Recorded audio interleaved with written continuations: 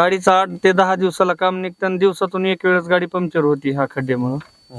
गाड्या स्लिप होऊन पडत्यात, दूध बऱ्याचदा सांडून गेलं, भाजीपाल्याची तशीच परिस्थिती या आणि सगळेच इथं नाजूक परिस्थिती आहे.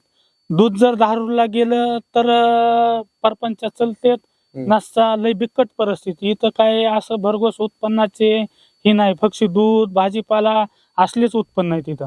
रस्ताच नीट नाही, जायजवळ नाही, कोणी दवाखान्यात जर अडचण आली तर त्याला जाता येत नाही.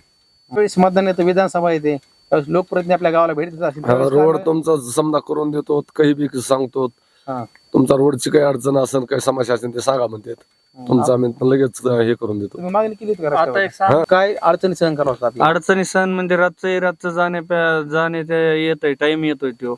तर मग या रस्त्याच्या खड्ड्याने गाडीच चालविता येत नाही ना. पाऊस आहे, पाणी येऊ द्याच्याला ह्याने चालविताच येत नाही गाडी.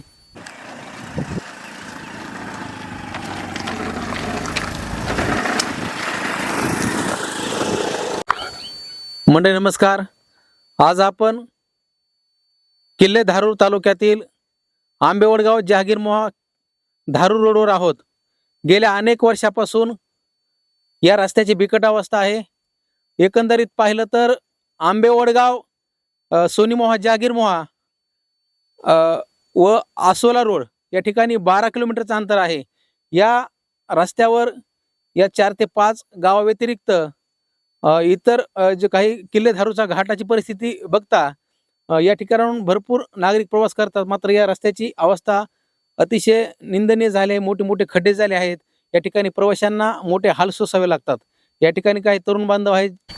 नाव आपलं? धनंजय थोरात, बरं, कुठलं गाव आपलं? जहागीरमोहा. जहागीरमोहा. किती दिवसापासून या रस्त्याची परिस्थिती अशी आहे? बऱ्याच दिवसापासून अशीच पद्धत, रस्त्याला खड्डे हे ते मोठमोठे खड्डे. यामुळे काय अडचण येते आपल्याला या रस्त्यामुळे? अनेक लोक पडलेत, स्लिप होऊन गाड्या पडायलेत, कारण खड्डेच तेवढे मोठाले आहेत. कारण लोकप्रतिनिधी काय भावना आहेत आपल्या या रस्त्याबद्दल? उगं तात्काळ रस्ता मंजूर होऊन तात्काळ सुरुवात व्हावी ही.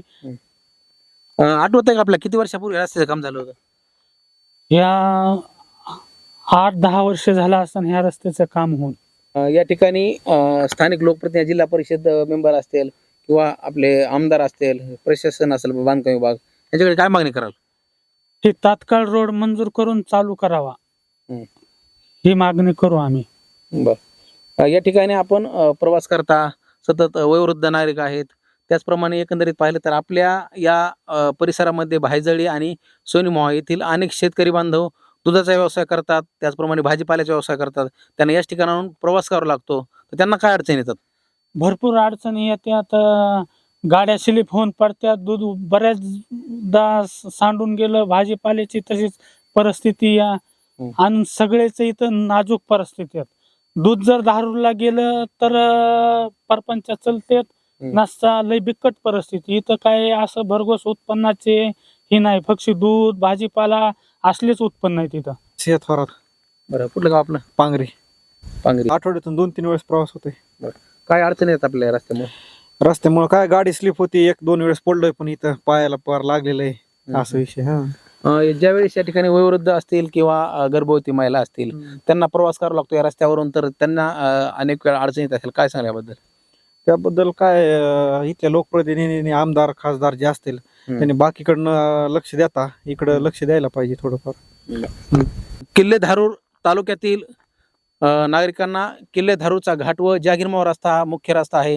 या ठिकाणावरून या ग्रामस्थांना प्रवास करावा लागतो. मात्र अनेक अडचणी या ठिकाणी येतात.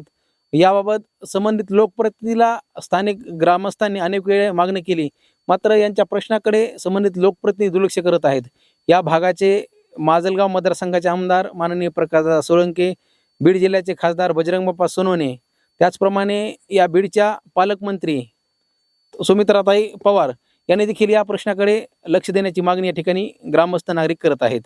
कारण जहागीरमोहा हा मुख्य रस्ता आहे. जवळपास पाहिलं तर आता या महिन्यामध्ये पालखी मार्ग दिंडी पंढरपूरला अनेक वारकरी जातात. या रस्त्यावरून देखील वारकऱ्यांना प्रवास करावा लागतो.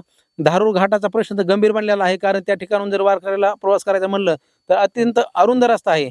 या ठिकाणचा रस्ता पाहिलं तर रुंद रस्ता आहे, मात्र पूर्णतः खड्डेमय रस्ता बनला आहे. या ठिकाणावरून येणाऱ्या गर्भवती महिला असतील, वयोवृद्ध नागरिक असतील किंवा शेतकरी बांधव असतील, यांना याच रस्त्यावरून प्रवास करावा लागतो. सकाळी दुधाचा व्यवसाय भरपूर नागरिक करतात. या ठिकाणी बाजाराला भाजीपाला घेऊन जातात. मात्र अनेक वेळा त्यांचे अपघात घडतात, दुखापत होते.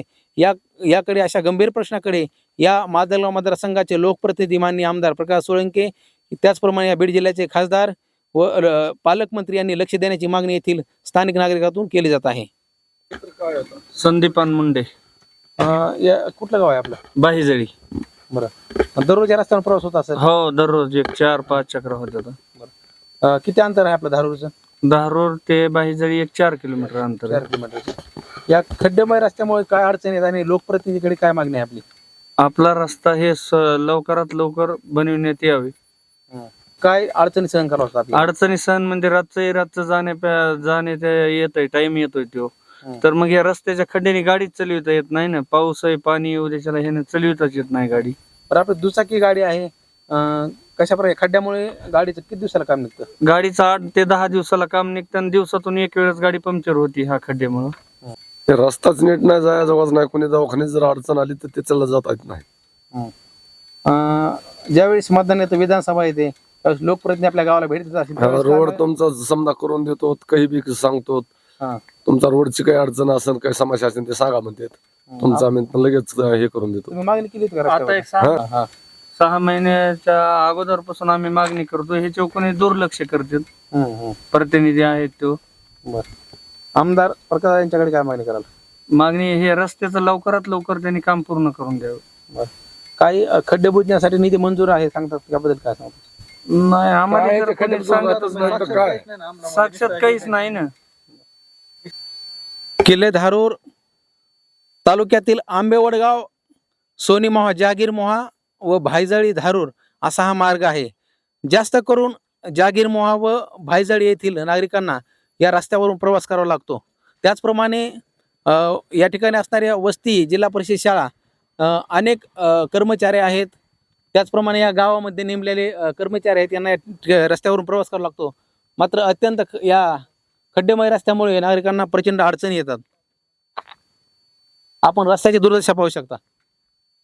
रस्ता रुंद आहे. गेल्या 10 वर्षापूर्वी स्थानिक तरुणांनी सांगितले करण्यात आला होता, मात्र त्यानंतर या ठिकाणी खड्डे बुजण्यात आले नाहीत.